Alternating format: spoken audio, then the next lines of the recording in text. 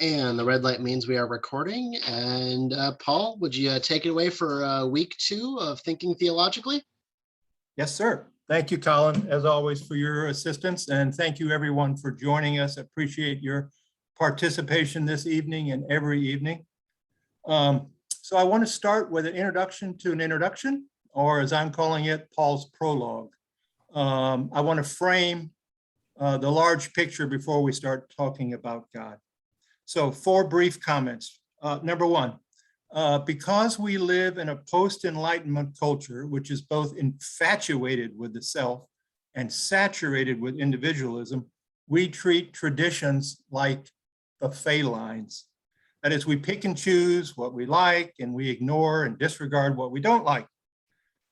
However, that's unacceptable for religious traditions. They are a package deal. And what I mean by that is we have to be able to think in terms of the larger context or the bigger context. We have to think in terms of how all this fits together in a cohesive whole. So number 1, we have to get away from our individualism and our buffet line analogy. 2, I hate to admit it, but I'm an old theologian. I'm an old-fashioned old theologian. And that is, before I want to accept or reject, modify or reinterpret parts of the tradition, I want to know why the tradition thinks the way it does. Why does it want to include particular assertions or truth claims? I want to ask myself, why would the Christian tradition talk that way? Why does the church think that this idea is theologically necessary? Although I and you may have a lover's quarrel with the church, I first need to understand why the tradition is structured the way it is. Let's assume that the people that constructed and formulated our heritage were not crazy, that they knew what they were doing and they did it intentionally and deliberately. Perhaps incumbent upon us to ask that prior question, why did they do it that way? 3, I want to outline very briefly the 4 primary branches of theology. So again, I can contextualize what we're doing tonight. The first one is biblical theology, Dr. Sumney's position. That is, he studies the canonical writings, the Bible, Hebrew Bible, Old Testament, New Testament. The second branch would be historical theology, and this studies the tradition. Tradition is just the fancy word for Latin traditio, to pass on. What expressions of the Christian faith have been passed on across time in different places? The third form is in practical theology, and that's simply the study of the basic practices of the church: worship, ministry, pastoral care, ethics, morality, those things. And then the fourth branch is systematic theology. And what I mean by that is the study of the articulations of the Christian faith throughout the tradition, especially those articulations that we call doctrines or dogmas, or the nasty word for the founders of the Stone Campbell movement, the creeds. That is, what the church claims for the major loci of the faith: God, Christ, Holy Spirit, church. Those are the 4 loci of the Apostles' Creed. How do those cohere and interrelate to one another? That is, do they make sense as a unit? And I'm going back to the buffet line. If we're going to understand the tradition, we have to understand, why are all those different options on the buffet line? And how many of those options are essential options? And so this 3D class is our introduction to, if you will, systematic theology. Okay, so we're doing systematic theology, although there are other branches. And then fourth, we're going to be looking at the big question for all monotheistic religions, and that is the doctrine of God. So I'm proposing, as I said in my note that was emailed to you, that we divide tonight's unit into 3 sections. Well, we have to do 3 sections because we're going to talk about the Trinity, right? Obvious. So we're going to do 3 sections. We'll do the introduction, then we'll do the Trinity, and then we'll end up with the classical proofs for the existence of God. So that's how I want us to proceed. So if you'll follow with me on the outline, I want to start with this quote by Simone Weil. There is a God, there is no God. Where's the problem? I'm quite sure that there is a God in the sense that I am sure my love is no illusion. I'm quite sure there is no God in the sense that I'm sure there is nothing which resembles what I can conceive when I say that word. So she has conviction at the level of experience, what we would call faith, but uncertainty at the level of expression. That is our belief, if you will. So the idea of God is simultaneously the most important and the most problematic doctrine for the Christian tradition, and I would argue for all the monotheistic religions. So we'll move through this section fairly quickly.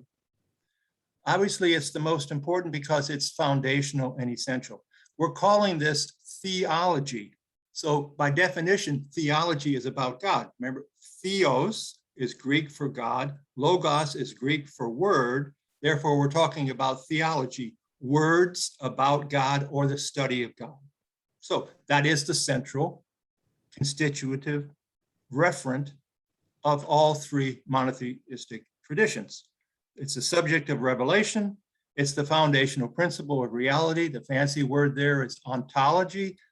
I was talking with somebody earlier this week, and they were talking about the words I was using. And I said, well, we have to at least be familiar with the words of the tradition. If one is going to be conversant in biology, you need to know the words that are used. If you're going to be conversant in the law, you have to know something about that. If you're going to be an excellent car mechanic, you need to know the language of the engine.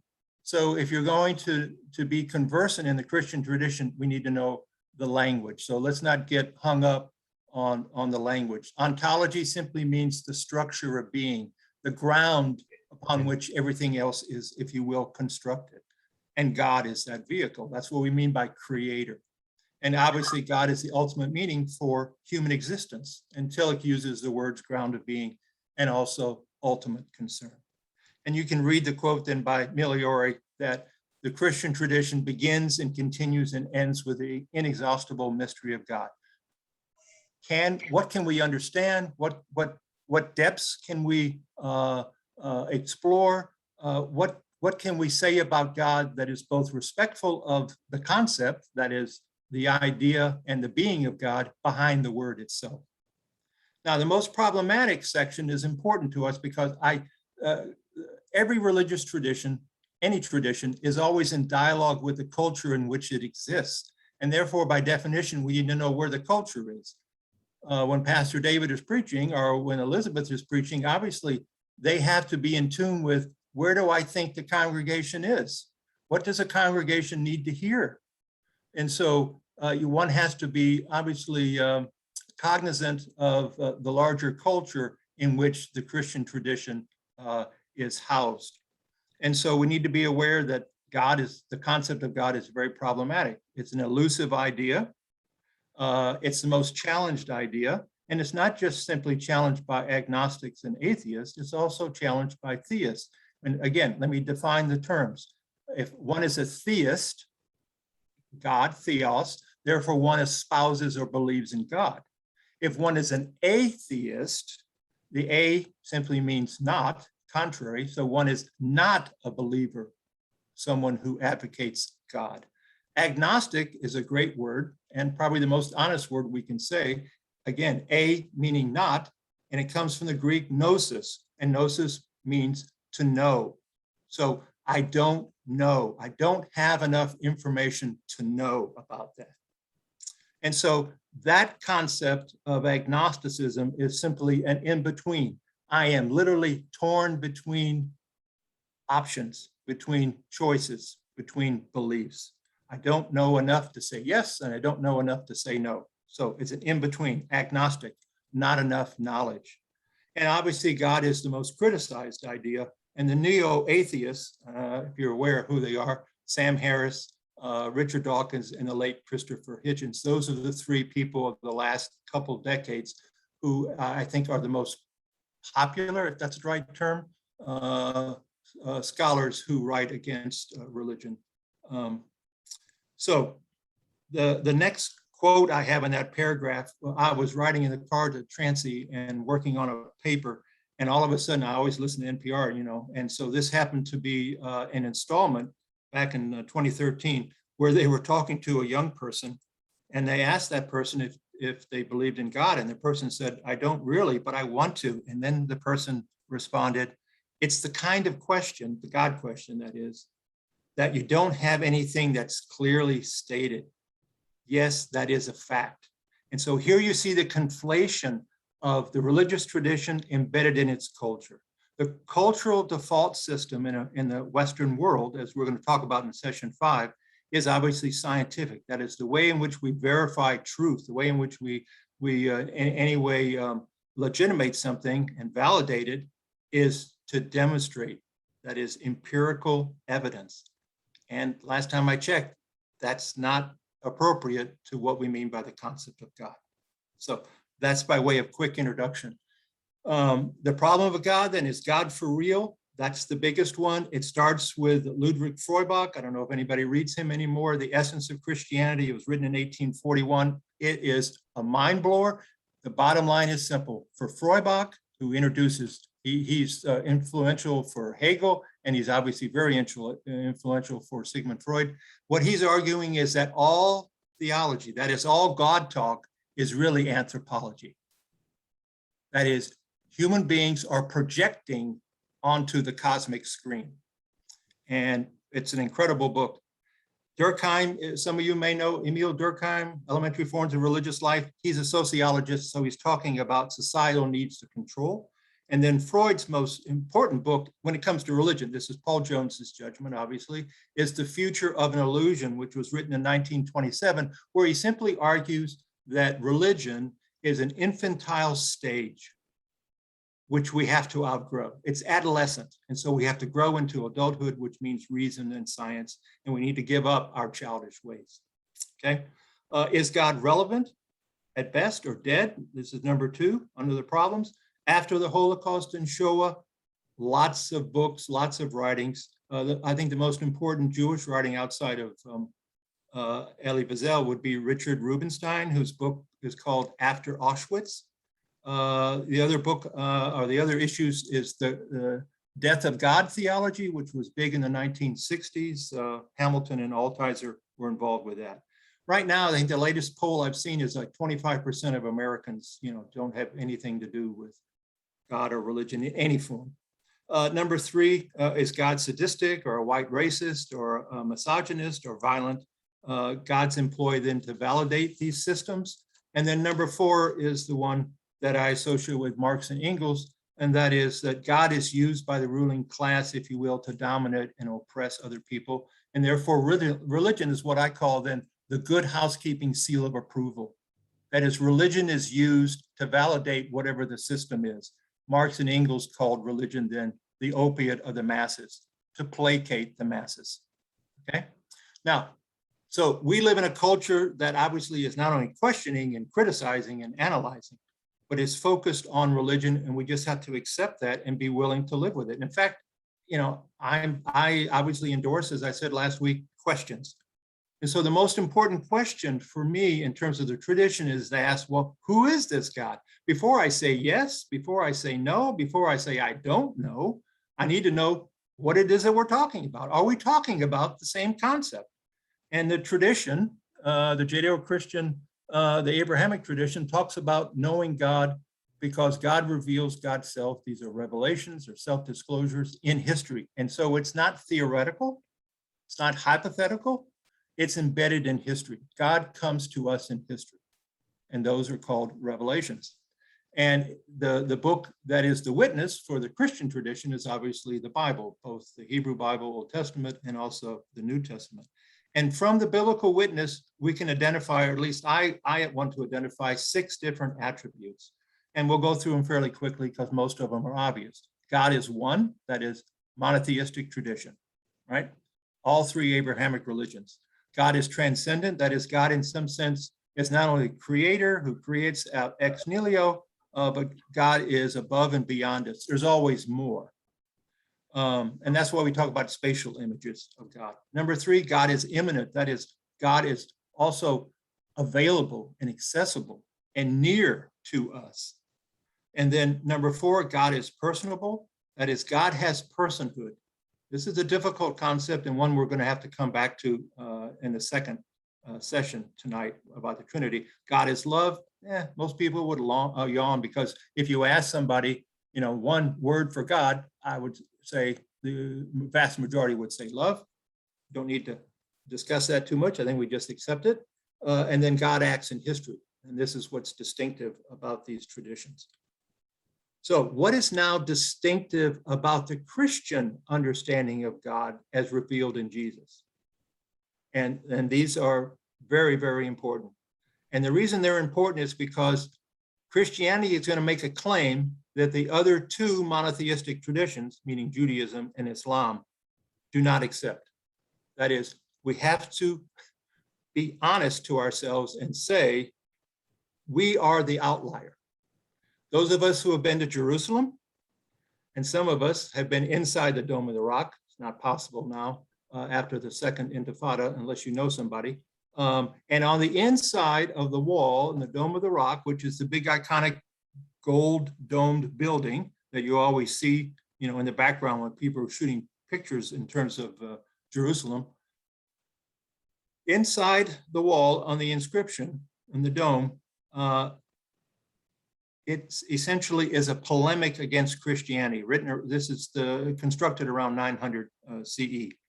And it says in Arabic, Allah, God, has no child and no companion. No Jesus as the Son of God, and no Mary as the Virgin Mary, the Mother of God. Theotokos is the Greek word. So we have to acknowledge that when we say God is incarnational, that is the stumbling block, okay? God is self-sacrificing. That's also in the Hebrew Bible. It's radicalized in terms of the crucifixion. We'll talk about crucifixion in more detail next week when we do Christology. God is present with radical particularity. This is one of the scandals. Why in the world is a Jewish peasant perceived and claimed to be the Son of God? That makes no sense. David at least had royal blood, right? That's why we have the tracing of the tree of Jesse. But Jesus is a peasant. Jesus isn't a priest. I mean, he doesn't seem to have, if you will, using Kentucky language, he doesn't have Messianic pedigree. He doesn't fit the expectation in any way. So you not only have the scandal of the person Jesus of Nazareth, but you also have the scandal of the cross.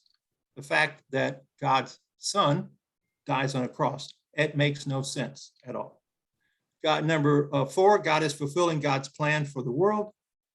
The unique thing about this is that we talk about with Jesus, the reign of God enters into the world, but yet it's not complete or fulfilled. So you have the concept of already present, but yet not yet consummated or not yet fulfilled.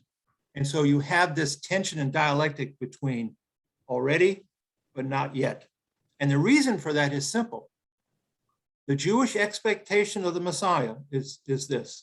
When the Messiah comes, the world will be redeemed. 2,000 years later, it doesn't look like the world's been redeemed very well, or at least not in the way in which I would image or imagine redemption. And so we create now this tension. This is an interesting concept where I like to talk about. The fancy word for this is eschatology. Eschaton in Greek simply means end times. This is on page 2, this is 4b, eschatology. Eschatology has to be with the coming of the end times. And so we talk about a new Jerusalem, or we talk about the rapture or the second coming, all that's coming out of that. The word Maranatha, come Lord Jesus. All of that's emphasizing it's not yet, but it's coming. And the last has to do with this contradiction, which leads us to then the concept of Trinity. And that's for the sake of time, I won't read this to you, but Gilkey's quote is fabulous. The Jesus movement under Paul and others moves out from, if you will, Hebraic soil, that is with Jewish, quote unquote, members, into the Greco-Roman world. And by definition, the Jesus movement now has to articulate, right? It has to translate Jewish concepts into what we call Greco-Roman language.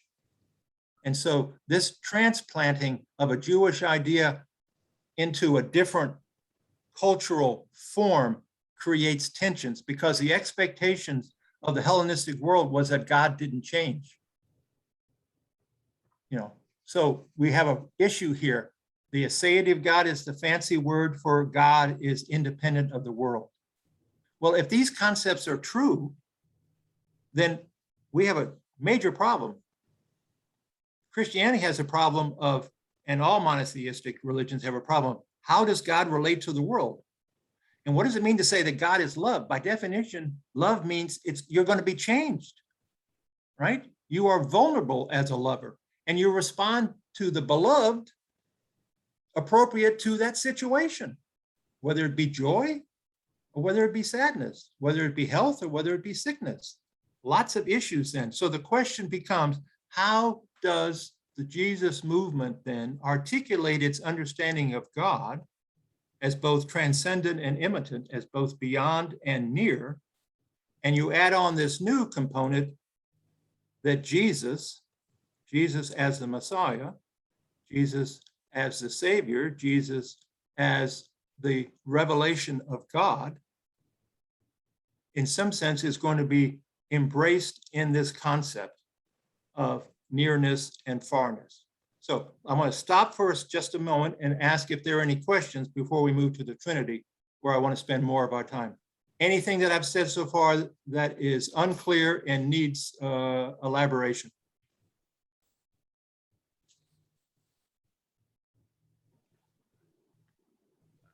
Oh, Yes, sir. number 4 on the bottom of page 3. We haven't gotten there yet. We have it? On page 3, Yeah. that's under the Trinity. Am I right, Jim? No, it's under, you went through all of these. All right. Well, Is it, anyway, is it page 2, Jim? no, mine says page 3, but I have it, my son made it bigger print so I can see it, so maybe it's the wrong page. Well, okay. Tell me what it is and I'll respond to it. Okay, God is fulfilling God's Yes. plan for the world. Okay. Yes, sir. All Yeah. right. Now, does that include like slavery in Egypt, exile in Babylon, the Holocaust? Depending on, that's an interesting question. Depends on how you understand God's movement. We're talking about God's sovereignty and God's influence in the world. If one has, if you will, Jim, what I would call a hard view of God's relationship to the world, we move to the area of predestination. That is, in some sense, God has predetermined or God has prescripted, if you will, history, individually and collectively. A softer view of that would be God influences. My language is, I like to understand God as a lure, kind of like a fishing lure that attracts us in a certain direction, but is not coercive, right? Is not controlling. That is, I want to make room for human free will. So the text will clearly argue in place, and remember, the Bible is a library over a period of thousands of years. So it has a lot of different variations. No such thing as a single biblical view on anything. But yes, God wants to talk about, and David mentioned this in his sermon a few weeks ago, Cyrus of Persia as the Messiah. That is, liberating the Jews from Babylonian exile. So one can argue that all events in history in some sense, relate to God's influence and will, but I do not mean that to say that God has predetermined everything in history. If that's the case, then you and I have no free will, and therefore you and I have no accountability, and therefore there is no consequence, or the big word, there's no judgment. Does that make sense to you, Jim? Yes, thank you. It's a great question, and I appreciate it, and it deserves a longer and more eloquent response. But thank you for bringing that up. Paul, I have a question, Oh, please. and that is a son of God. Reading Paul, I get the idea that I'm looking at Galatians 3:26, for you are all sons of God through faith with Jesus in Jesus Christ. Yeah. So does that mean that Jesus is not unique in being one of the sons of God, that we all are children of God? Let me say two things real quick, Don. One, we'll talk about titles next week a little bit more, because it's son of God is not an easy topic, and son of man is even more difficult, at least from my perspective it is. But to honor your question, when the text talks that way, what I understand to, and I have, I'm just doing this off the top of my head, so I haven't studied the text in relationship to all the other issues surrounding it. But it's my understanding that one, baptism would be the image. When one takes on the mantle of Christ, when one has union or mystic union with Christ, that's what I think is going on there. Paul, to me, is really a mystic in a lot of ways. His experience on the Damascus Road is an ecstatic experience. It's a spiritual encounter with the Lord. And therefore, oneness, that is, when one comes into union with God through Christ, there is a oneness. It doesn't deny us our humanity, obviously, but that's the goal in some sense. So I think the way that I hear you saying son of God at that point, we all in some sense are adopted into God's family. You using the language that you just used. There are other ways of talking about it. Does that make sense to you? Right. I was just trying to get a clarification of, the uniqueness of being a son of God. Are we all children of God? And yes. Therefore, if the uniqueness of Jesus is not, how unique is that if we are all children of God?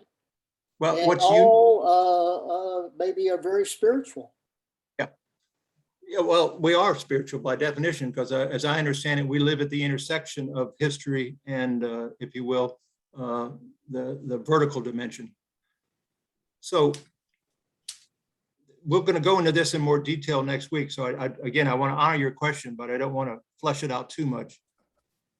What I understand the tradition to say is that Jesus is in solidarity with you and me as human beings, i.e., Jesus is fully human. But the tradition can't stop there. It has to say that Jesus is fully divine, and we'll flesh that out next week. And he is fully divine so that he can, quote, save. Human beings can't save themselves. And when we talk about full humanity, the creed will argue that Jesus is fully human and just like you and me. That is, the language will be of the creed. What is not consumed is not saved. That is, what Jesus does not share with you and me means that you and I, that portion of us, would not be saved. But there is a distinctive feature about Jesus that is unique. And that feature is, according to the creed, quote, apart from sin. That is, Jesus is sinless. That's the way the tradition wants to talk about the uniqueness of Jesus. So Jesus is the second Adam. Through the first Adam, this is, and I don't want to go too much further because this is what we're going to flesh out in detail next week, but through the first Adam, quote unquote, we sin. Through the second Adam, we are saved or redeemed. So what's distinctive about Christ and what's totally unique in Christianity is that he is without sin.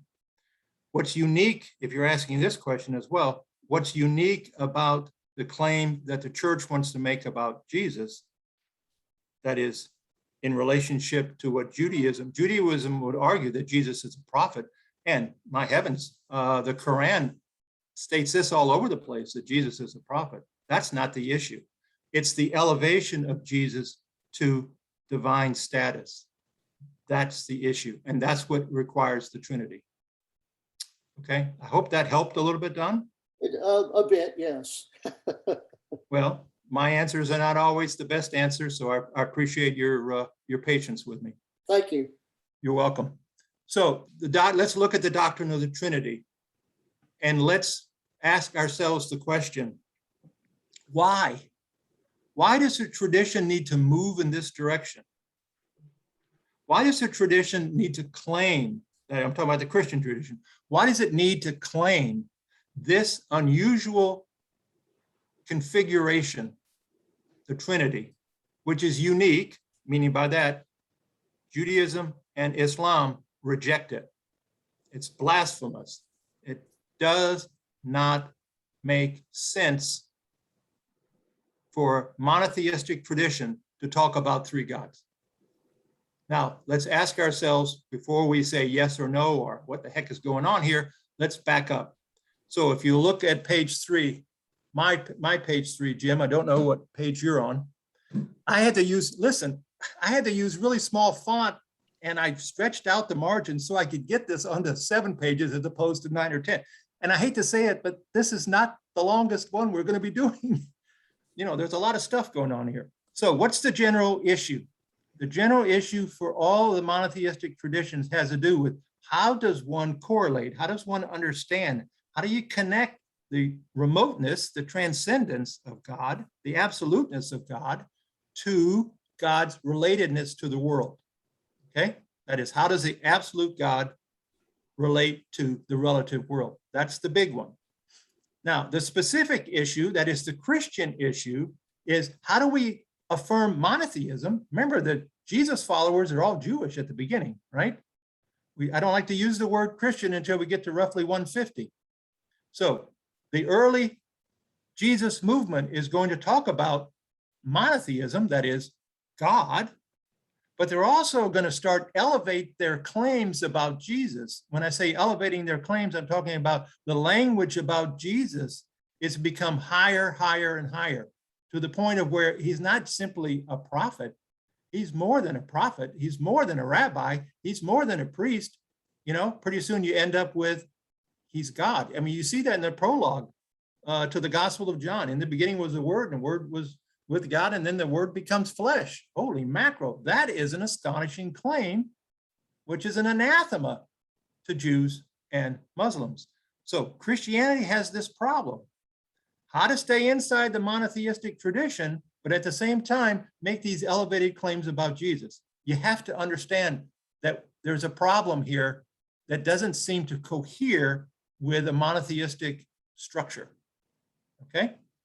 And so what's the background? What's the Christian conundrum? And then I have right in the middle of page 3, these 3 things that we need to be aware of.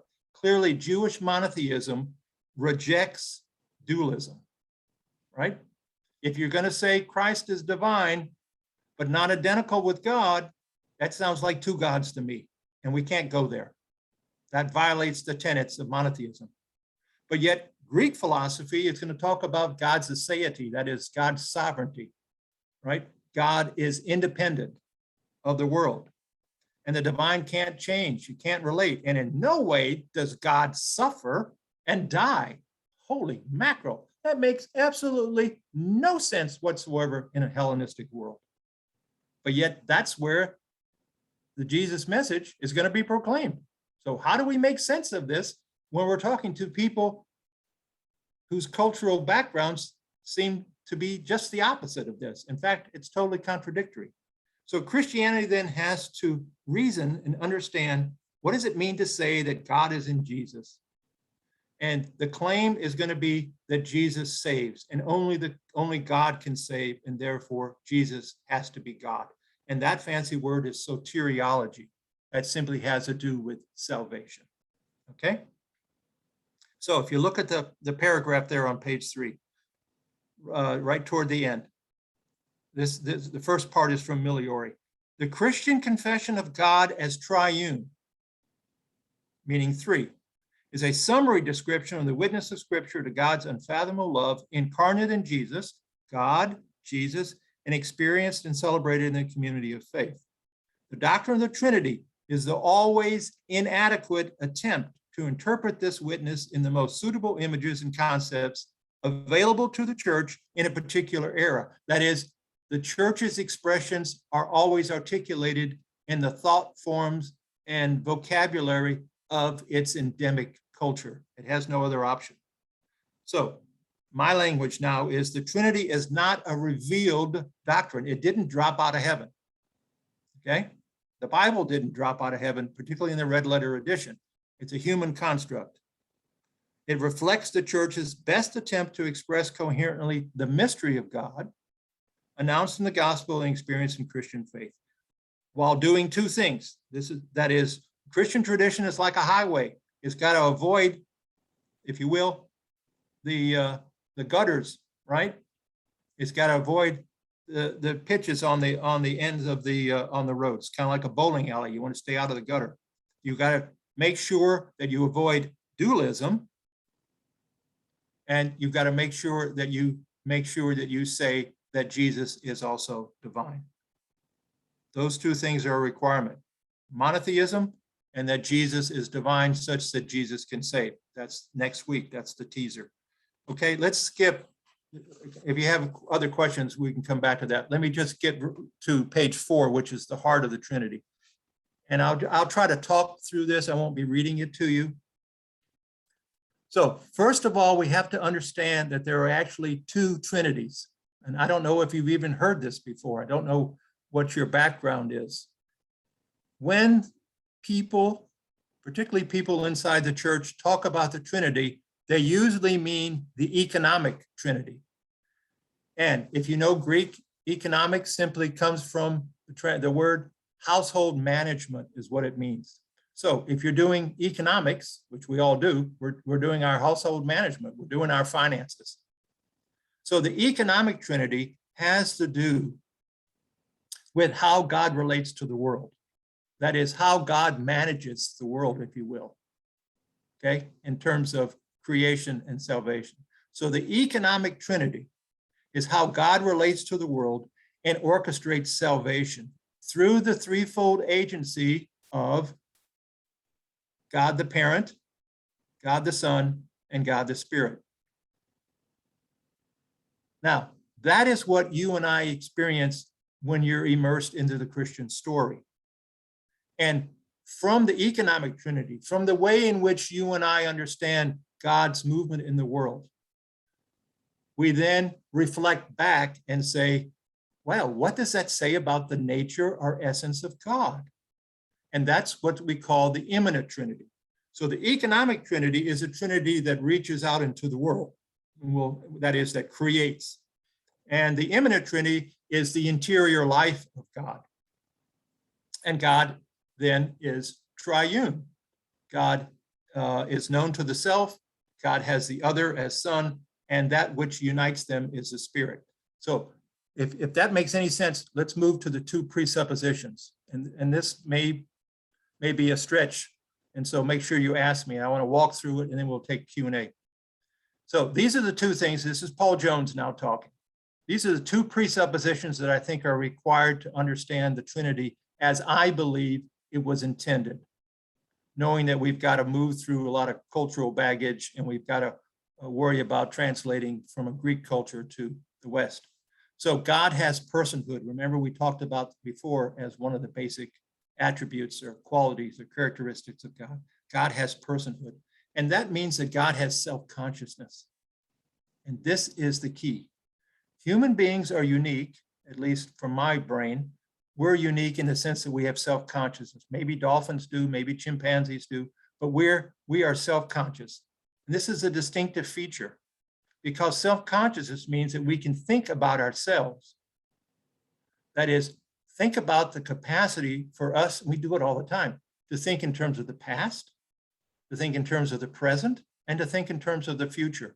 That is, we can if you will, project ourselves back in time, and we can anticipate things in the future, as well as acknowledge what we're doing now in the present. That is a phenomenal process.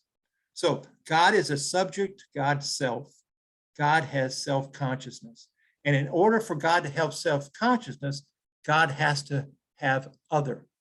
That is the way in which you and I experience our identity and our selfhood is only available as we interact with other people. And this is called intersubjectivity. Intersubjectivity is a fancy German word, translated obviously in English, by Husserl at the beginning of the 20th century, where he talks about human identity requires self-consciousness, but self-consciousness comes obviously with the linguistic skill, but with the encounter of the other. Because when a person encounters another person, it causes reflection. It causes one to differentiate between self and other. And you begin the process of, if you will, forming, shaping our response about what it means to be me or you. And of course, it starts with all the little commercials when we look at the babies in their little cribs, in the nursery room, and everybody's going goo goo aga, and all of a sudden you've got the self and others operating, and you've got then the parents and the nuclear family and the church, all that doing that. So if God is love, in terms of God's essence or God's nature or interior life, then God has to have not only self-consciousness, but God has to have other. So God as parent is in love with the beloved, the other, which is Jesus. So Jesus, the Son of God, is other.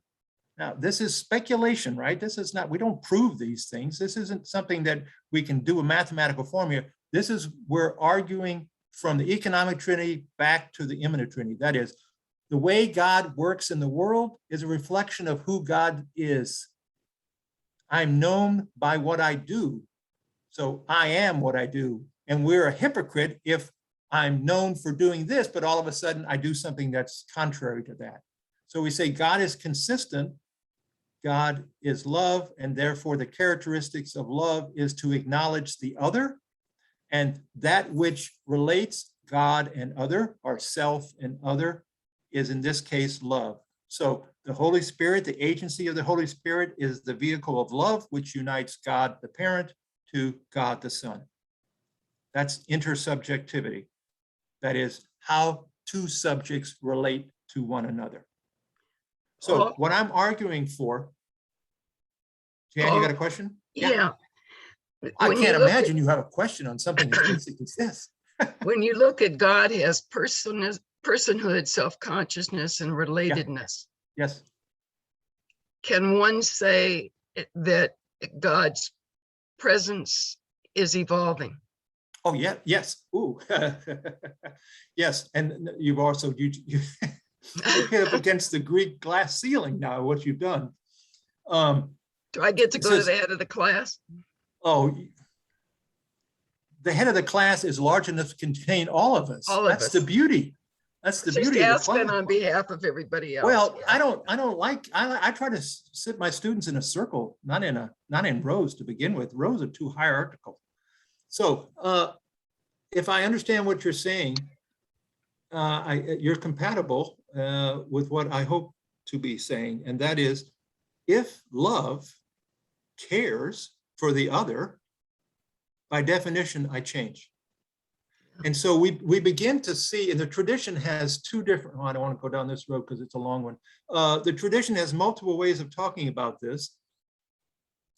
And recent theology called process theology is exactly what you're articulating.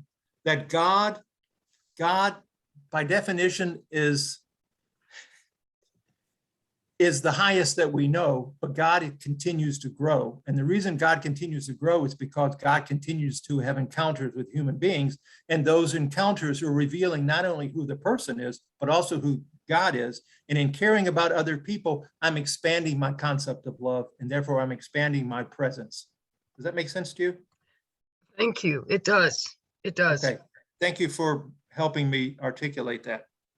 So I want to hear your questions on Trinity. I simply want you to recognize that the Christian tradition is attempting to answer two questions. That is, how is God monotheistic if God has a son? And what does it mean to say that Jesus is divine such that there is only one God and not two gods? And then you throw in the Holy Spirit, which we'll talk about in session 4. So you can see it gets complicated. And the reason it gets complicated is because the claims that we're making are distinctive and in this sense unique. That's what I mean by that, Don. So the point is this: Trinitarian language is required by the Christian tradition since the claims that it makes expands the concept of monotheism without violating it. Now, Jews and Muslims would disagree with us, and that's fine. But Trinitarian language is trying to do two things. It preserves monotheism because it's talking about God's essence as triune. That is, God by definition is relational. Love is a relational category. In order to love, I have to have a being, that is, I am a self, that is in love with another self, another subject, and that's the other. And that love is what unites us. God the parent, God the Son, God the Holy Spirit, the love, or what we call God is spirit. So you see how all those fit together in an effort to be coherent with monotheism, but at the same time tweaking it in such a way that it embraces the totality of the gospel of Jesus Christ. And so we have two trinities: the immanent Trinity, God is triune, and we have the economic Trinity, the fact that God creates the other, that is, that's what creation is. God creates the world, and God is in relationship to the world. So that's the household management. That's the economic Trinity. So to summarize real quickly, I want to have room for more questions. God is relational. God is social. That is, God is triune in the sense of God, and that God is self-giving love. That is an argument that the tradition wants to make as it experiences the world in relationship to God made known in Jesus, and then tries to intuit backwards, right? That is, if this is the way we experience God, this must be what it means to say God. So that we're experiencing God in the world, that's the economic Trinity. God so loved the world that God gave his only begotten Son. It's the economic Trinity. The immanent Trinity is simply trying to say, if this is the way we experience God in the world, God must have this kind of triune love understanding endemic in God's self.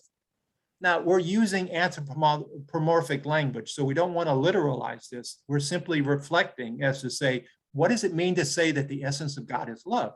What it means to say love, by definition, requires a beloved, an other. And that's what the immanent Trinity is trying to express. Okay, I want to stop, and whatever questions you have, please ask. So the Trinity kind of came about through God's growth and change through relations with us, because then he saw the need for Jesus to come save us. Yes, that's the way it evolved in terms of the Christian tradition. And this becomes, Mary, you're always asking me such great questions.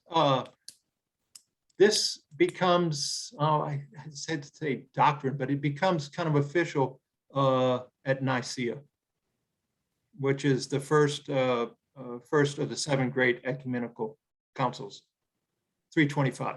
So it takes a long time for the church to come to a formulation, even though, it's experiencing this, but like all of us, it takes us a while to understand what we're saying. And then how do we couch that in such language that it not only is faithful to the experience, and here we're talking about the Christian experience, but also faithful to the way the culture wants to express things. And that's where it gets a little convoluted, because the language, the Greek language, is different and there are different assumptions. Well, again, we'll touch a little bit on this next week, but like everything in life, we're spending 90 minutes on God. I think God deserves a little bit more time. I think that's a fair statement, but you grasp it very well. So thank you. Anything else? Yeah, Paul, does sure. Jewish tradition Yes, sir. also recognize God as both, to use these terms, transcendent and immanent, God Yes, out there sir. and God with us? Correct. So, and was not the Nicene council primarily a political kind of thing? Wherever more than two or three are gathered, yes. Yeah, well, yeah, there is that, but I guess I've seen it as kind of a political resolution at the pressure of the emperor Well, the to get their emperor, act together. yeah. Well, Constantine obviously, has the experience of the cross, the Cairo in the sky, 312, and he's victorious, so he conquers Rome at the Milvian Bridge, entering into Rome. And he obviously, this is again simplistic, Kurt, and you may know more than I. So he doesn't give up immediately his so-called pagan ways, but he clearly acknowledges the value of Christianity. And my language is he wants to use this new religion as a way to glue the empire together. And so he recognizes there is a lot of divergence, and he calls the bishops to Nicaea. And he essentially asks them, as only emperors can, to get their act together and come up with a consensus statement. And he doesn't really care what it is. He just wants to have consensus so he can then propagate that as a way to use religion as a political cohesion, if you will, political glue or cement to hold things together. So yes, that is correct. Very much. You are. It is a political document, and we'll see that. We'll spend a little bit of time on that next week as well. Nicaea is going to introduce the Trinity, and then Chalcedon is going to formulate what we'll know as Christology, two natures in one. So those early creeds are ways to circumscribe what I would call acceptable language about God and Christ. And it is a political document. There's no question about it. We just don't have the time to tease all that out. But yes, sir, you are correct. Did you want to say more, Kurt? The question that kind of overlaps both of these sections, can you separate the idea of the incarnation from the what I see as Greek mythology embedded in the birth narratives? No. In Matthew, there's no Luke. question that the birth narratives, this is where you need to read Crossan's book on Jesus, a revolutionary biography. The first chapter is actually brilliant and has to do with birth narratives. All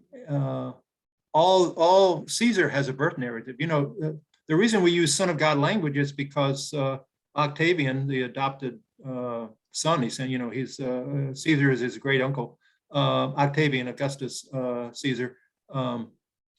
After the funeral, there is a what we call a shooting star, and he says that's the spirit of Caesar returning to God. So this is where you get the Son of God stuff, and it becomes identified then with a divine Caesar. And so all this is wrapped up together.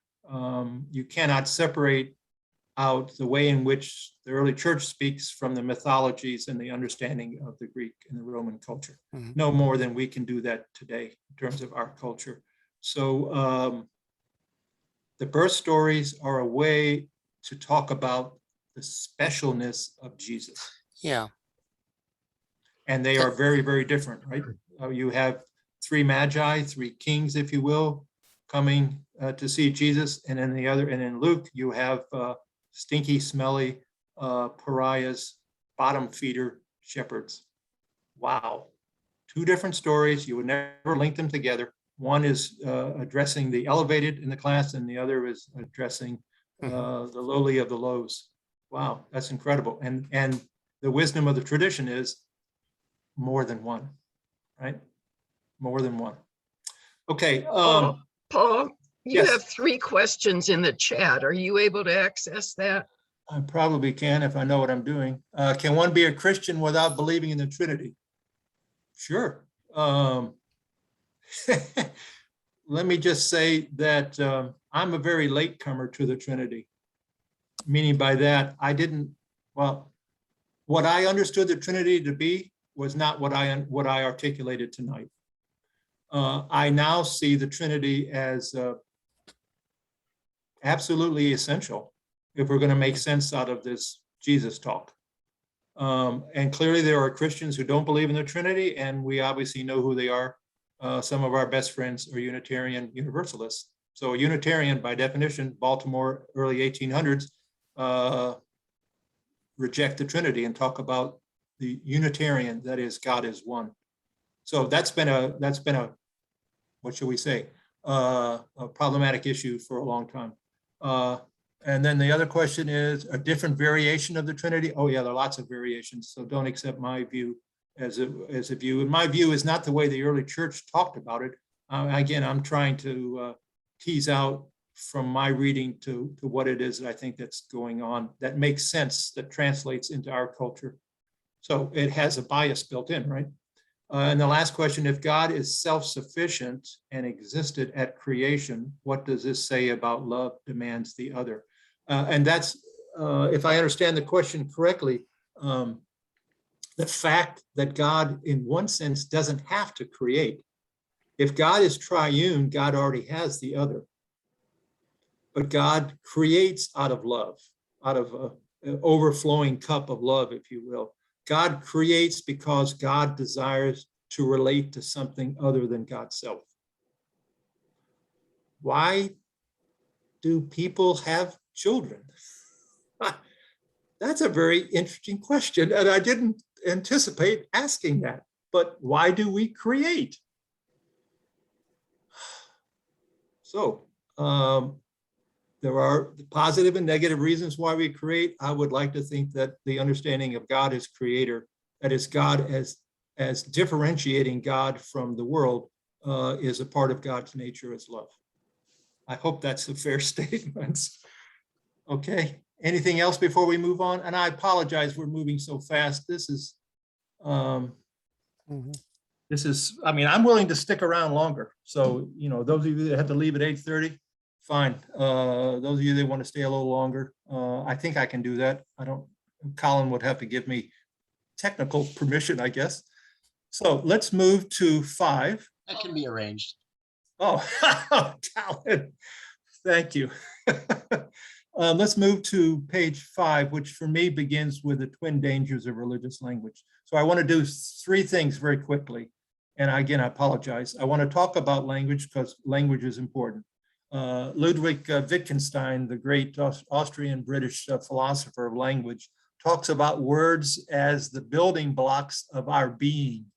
And if words are the building blocks of our being, our words about God are very, very essential. And therefore, we have to be intentional. And I think we have to be inclusive. We have to be very careful how we use words about God.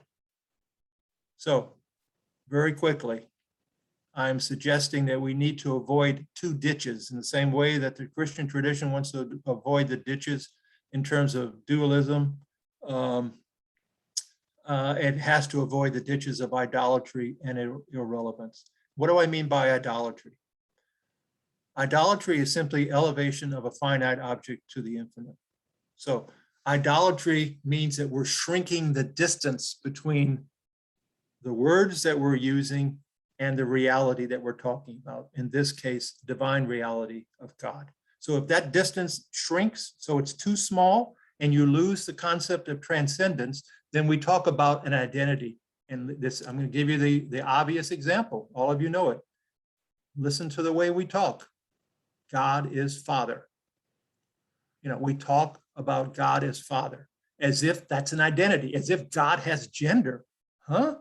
But that's the way we do it. We've anthropomorphized God to the point of where God is Father. And you go to the Sistine Chapel, that's the basic example. We got the big white guy with a beard. Give me a break, right? Sitting on the throne, whatever God is doing up there. Judgment time. But the point is, that's the way we image God. And when we say God is Father, our Father, we pray this, that, whatever we're doing, and we keep doing that over and over again, and that's the only word that we use, that becomes by default an identity. That becomes an idolatrous statement because we have lost the transcendence. We've shrunk the distance between word and referent, to the point of where they're equivalent. Okay, and I have a comment there. Feminist theology obviously teaches us that is not the case. Irrelevance is just the opposite. Instead of forgetting transcendence and we have an identity, we forget the immanence and we have this great expanse. That is, the distance between word and reference is too great to the point of where it becomes meaningless or empty or irrelevant. That is, we use the word father again. For certain people, the word father does not conjure up a positive image. Maybe I didn't have a father in my house.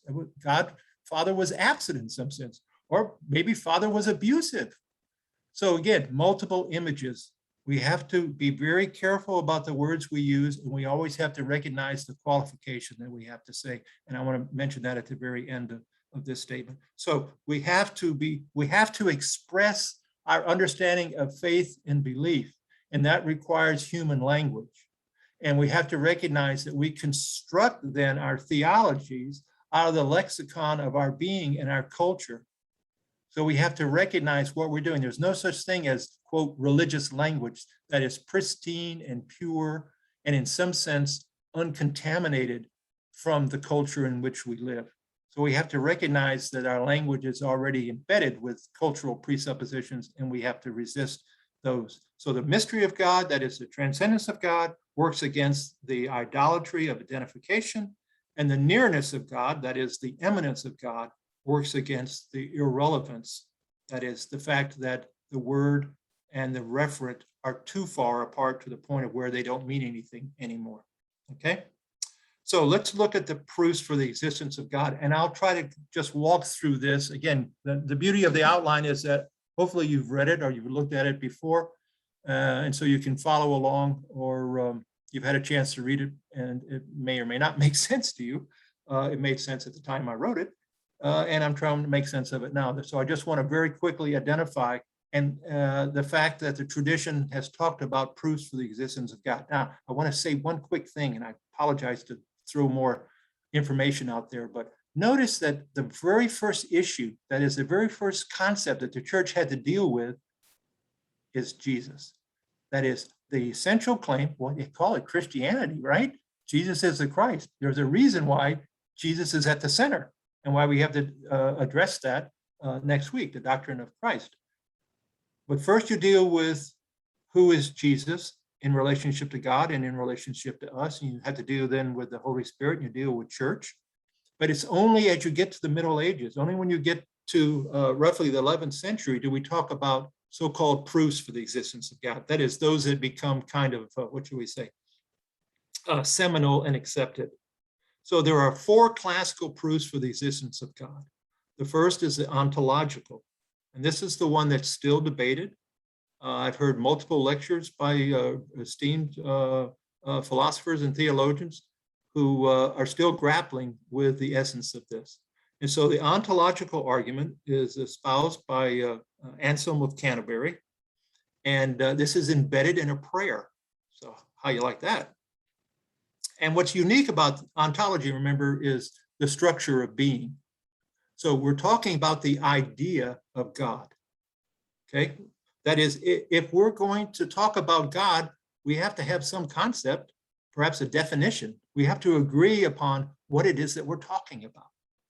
And so he's going to argue, essentially, that we can conceive of the word God, and we can suppose that God doesn't exist, but existence is higher than the idea. That is, the actual practical embodiment of something is higher than the idea of something. I'm going to give everybody $1 million for coming tonight. And the real question is, are you going to literally give me $1 million? That is, are you going to give me legal tender? And so that's the distinction between the idea of God in the mind and the idea of God in reality. That's what Anselm is getting at. And so he's going to argue that it's greater to exist in reality, that is, it's greater to exist in the world than it is simply to exist in the mind or our understanding. And he's going to define God as that than which nothing greater can be thought. So whatever we think God is always higher than that. But he's going to argue, if it's greater to exist in reality than just to exist in thought, by definition, if God is greater than anything we can think, God has to be what? In reality as well. And that's his argument. That is, God becomes then necessary and essential. It's impossible for God not to exist. So that's the ontological argument for the existence of God. The next argument is the cosmological. Cosmos simply in Greek means world. So it's arguing out of our understanding of the world. It's not about the idea of God. It's about the experience of God. So essentially he's arguing that there has to be a first cause. There has to be an external cause, a prime cause, what Aquinas would argue a prime mover or an unmoved mover. And so he's going to argue, Aquinas is, that there are contingent beings in the world, things that are not present, that become present, and then no longer stay present. So they are contingent, they're ephemeral, they come and they go. But if all things are contingent, how did the world get here? There has to be, if you will, a non-contingent, and that's what he's going to argue for. Nothing can come into existence from nothing, so there has to be something there.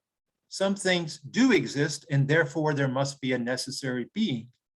And that's the cosmological argument. That's as quickly as I can say it. And then the teleological argument is the third argument. Telos in Greek means end or goal. So Aquinas is going to use the analogy of the archer and the arrow. If an arrow goes into the bullseye, there obviously had to be an archer. Aristotle was going to argue that God is in some sense a cosmic magnet that draws us all in. William Paley is going to argue about the watch and the watchmaker. If you find a watch on the beach, we assume that there was a watch designer, a watchmaker. If you and I get stranded on a desert island and we're hacking our way through, and all of a sudden in the middle of the island, we see this grandiose garden, right? You say, oh my gosh, I'm not the only person here. There must be a gardener. That is, these arguments, the teleological arguments, are arguing that the way in which we experience the world today as a designed, orchestrated, planned world, there has to be an architect, there has to be a creator. That is, it did not happen by chance. There has to be some kind of designer. That's the teleological argument. And then Immanuel Kant comes along at the end of the 18th century, and Kant is without question the major threshold. Everybody has to deal with Kant, whether you know him or not. And we'll talk about him later as well. He's going to argue in his incredible work, the Critique of Pure Reason. If you have insomnia, I invite you to read this every night. I say 1 to 2 pages tops and you're out.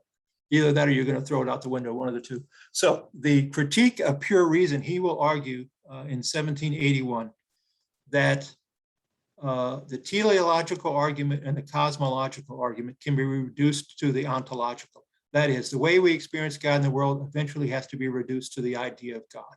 That's the bottom line. And he's going to argue against the ontological argument. This is this is Jones's version. This is not Kant. Kant is a little more complicated and a lot more erudite. If it's true that God then becomes a being whose non-existence is impossible, you have to have God as that which creates the world in some sense. If God then is a non-existent impossibility, then the system is going to fall apart. What he's going to argue is that if we can think of something in the mind, this is the ontological argument, then by definition, does that mean it can be an entity in the world? And of course, the easiest answer to that is no, because we can think of unicorns, but unicorns don't exist. So is it possible to think of God as a necessity whose non-existence is impossible? And the answer is, of course. We can think of lots of things in our mind that don't happen in reality. So he's going to argue, now he's not anti-religious. Kant is very religious, and so he's going to introduce a new concept, which is the fourth, and that is the moral argument. He is going to argue that morality, that is the highest good, which is what human beings seek. The highest good requires three postulates. It requires freedom. Human beings have to have volition. They have to have options. Otherwise, it can't be held responsible, right? So it's not, our life is not scripted. It's not predestined. It's not determined. We have freedom. So freedom is number one. We have to have immortality, because it's pretty clear that the good guys don't always get rewarded in this world, and the bad guys don't always get punished in this world. And so you have to have immortality in order to have fairness built in, and proportionality. That is, one receives proportion of blessings or curse depending on one's life. And of course, the third feature, the third postulate is God. One has to have a fair judge. And God is that fair judge to make sure, to make sure that the way in which blessings and curses are dispensed is appropriate and proportionate to one's behavior. So Kant is going to argue for a moral existence of God in order to make an ethical system work. All right. The last thing I want to do then is just address the issue of is not. And I decided to end with this. And this last half of page 7 kind of just came to me. So I'll say I was inspired, and you will say by the devil, perhaps. But anyway, what I'm arguing for here is caution and qualification. And the fact that human beings had to be very careful, the word is humble, about the words we use about God. I think that should be obvious, but we use the word God so flippantly that we have to be careful. And so what I'm arguing for in the first paragraph is what we've mentioned last week. That is, there's a knowledge or epistemological gap between what we know about God and God's nature. So we have to be careful that we don't assume that we have this, what should we say, privileged position to be able to say with some sense of not just urgency and authenticity, but assurance and certainty that we know exactly what God is up to all the time. Remember, even in the midst of revelation, God is hidden, Deus absconditus. This is Luther's claim. Even in the midst of revelation, God is hidden. That is, there's always more, hence the mystery of God. So Thomas Aquinas, at the end of his 5 so-called proofs, adds this caution. Because we cannot know what God is, but rather what he is not, we have no means for considering how God is, but rather how he is not. He's introducing what we now know as the apophatic tradition, that is, the way of negation. That is, perhaps we should be speaking of God, not in positive, but in negatives. That is, instead of saying this is what God is, perhaps we should say this is what God is not. So we say God has no body, God has no gender. And the way in which we should be talking is that God is spirit.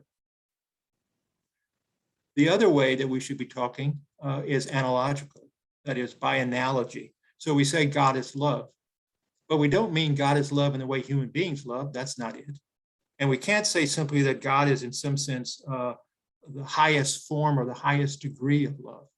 We have to acknowledge that the kind of love that God espouses is radically different than human love, but yet it's analogous to human love. Hence, we can talk about the immanent Trinity.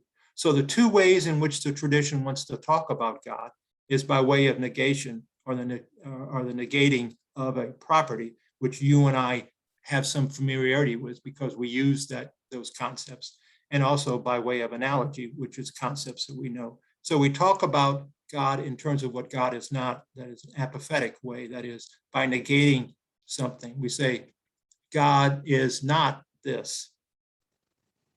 And we also say, God is like this. Jesus talks about, right? The kingdom of God is like.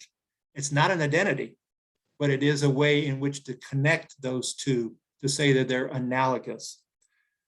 And then I reckon the apophatic tradition to me is a way to underscore what I understand by the is not. And this is, I'm indebted to Sally McFaig, and I encourage you, if you're interested in this, particularly language about God, her first chapter in her book, Models of God, is, I still think, the best thing out there on language.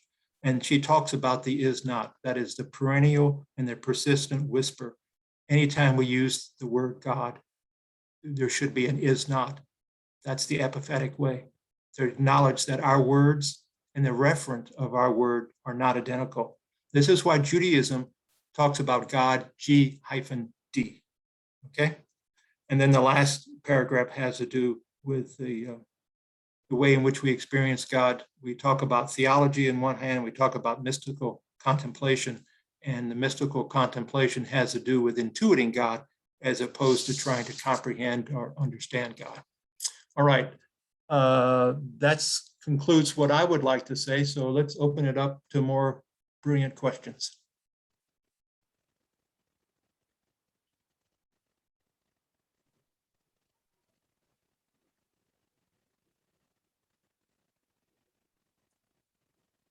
And when I say brilliant, I'm talking about the human level, not the divine level. So we can talk about degree and not kind.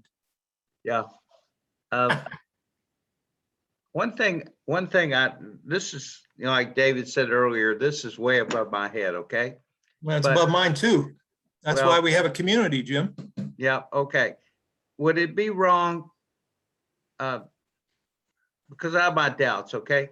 Would it be wrong to say that because you know people that believe in God and they're not just, they're very smart people, and that because they do, I do?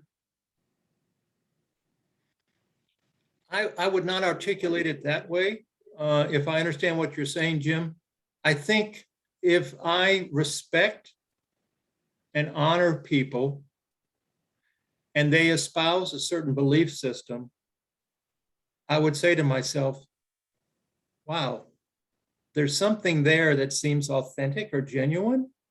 And I would definitely want to explore that and ask them, what's the correspondence between your belief system and your actions?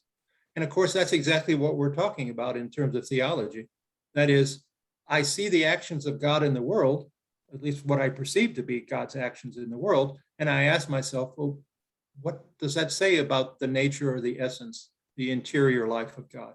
So in the same way that information is relational, I would say yes to your question. That is, I would not take it. I mean, you and I as children accept our inherited belief systems from a parent or our authority figures. But at some point in our time, I think we need to step back and take ownership. That is, we need to separate that out.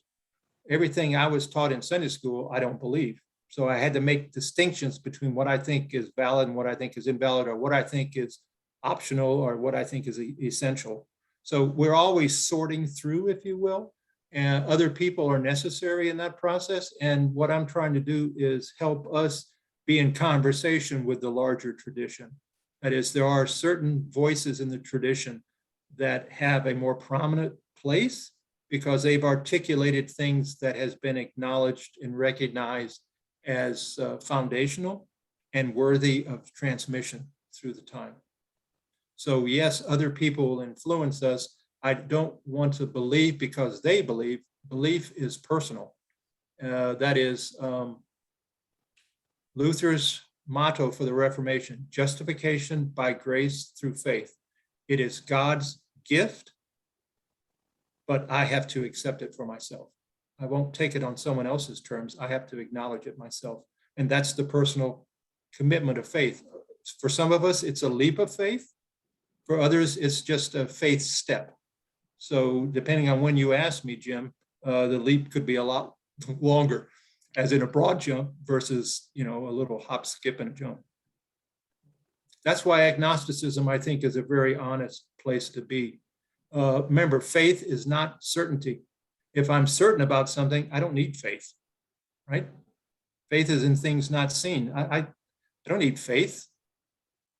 So certainty is not the appropriate synonym. It's trust, because it's relational. Everything that I've said tonight about Trinity and God is premised on the concept of God has personhood, and therefore God is relational and social. That's where I want to talk. I hope that helped. Thanks. Yes, sir.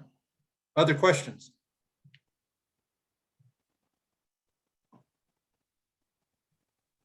Paul, I just need to, I had this moment of remembrance tonight in the middle of this. Some of you have heard me say this, but it was exactly 40 years ago in the fall of 1981 that I was in my first semester at Vanderbilt Divinity School, taking my introduction to theology class, and Paul Jones was my teaching assistant. And Jim, I felt so over my head, like, what in the world have I gotten myself into? And it was thanks to Paul Jones 40 years ago, who came along, about 15 of us who were in the same boat, and in his way, which is thoughtful, careful, pastoral, got us through that semester. And I'm sort of moved by the fact that 40 years later in the fall, and Paul Jones is teaching theology still.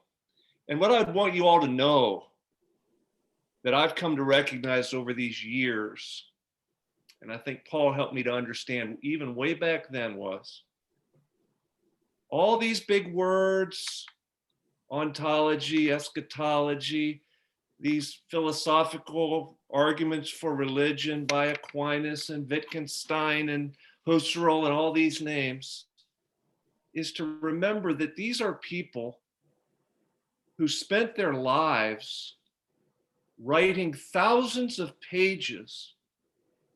Why? As an expression of their love and reverence for God, and being as careful as they could possibly be to put words together that reverence God. Fred Craddock used to say, an hour of study in thy sight is as an hour of prayer. And I would just want you to know, as one of your pastors, how proud I am that at Central Christian Church, we have 25 people who will give an hour and a half of their evening to listening and talking about God. This is worship. This is reverence. This makes us better people who can make for a better world and thereby honor God. Now I'm done preaching, but Paul, thank you for continuing to be my professor and teacher. My pleasure. Thank you for being the student who surpasses the teacher, because that's the goal of all teachers, to make better students of us all. It's the fact that you and I have, and Jenny and Mary have reconnected, is simply marvelous.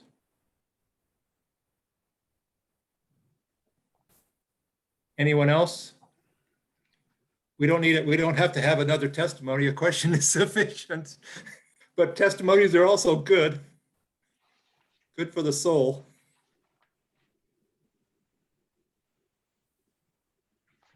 Oh, well, you know, Thank you very much.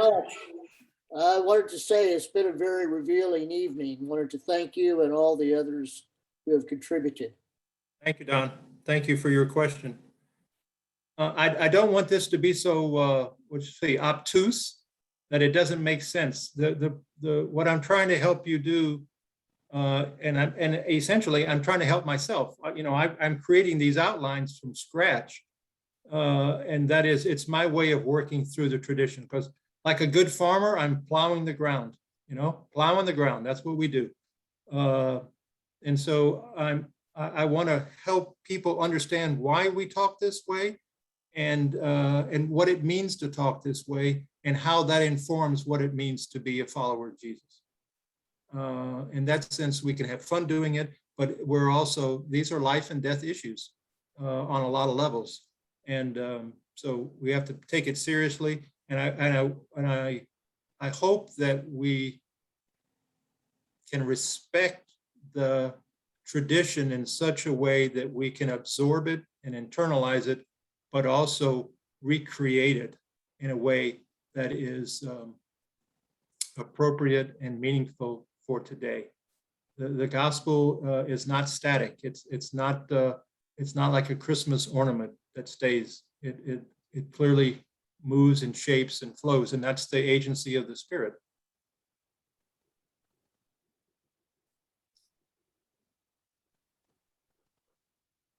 So next week, we'll talk about Christ, which is obviously the linchpin for Christianity, and that which expands the way we think about God, but also it grounds the essential characteristics of Christianity, because we're going to be making claims about Jesus which are distinctive from the way in which Judaism would want to talk about a person. That Jesus is a prophet, yes, but more than a prophet. Jesus is a rabbi, yes, but more than a rabbi. So that as we elevate and escalate our language, we move to this point of, if Jesus saves, and that means Jesus has to have certain qualities. And then we're going to be looking at the same way. I'm going to try to structure that in such a way that it helps us make sense of our God talk and our Jesus talk. Because it's a package deal. That's why I started with the buffet line. It's a package deal. That doesn't mean that I like everything on the buffet line. But the point is, why does the tradition talk that way? Let's assume that it's not crazy. Let's assume that there is some internal coherence in the way in which the Christian paradigm is structured. And part of our commitment is to understand it. And if we understand it better and better, hopefully we can internalize it in such a way that it becomes second nature and reflective. And therefore, what Don was talking about, that is, we can in some sense have this mystical union. So that's the larger goal, not the words. The words are the vehicles. They are the if you will, the building blocks of our Christian life. And they're shared building blocks. Therefore, we all need to acknowledge what they are and where they're located and why. So I'll entertain another question if anyone has one, or you may have had enough of me. You're willing to turn it off. That's fine too.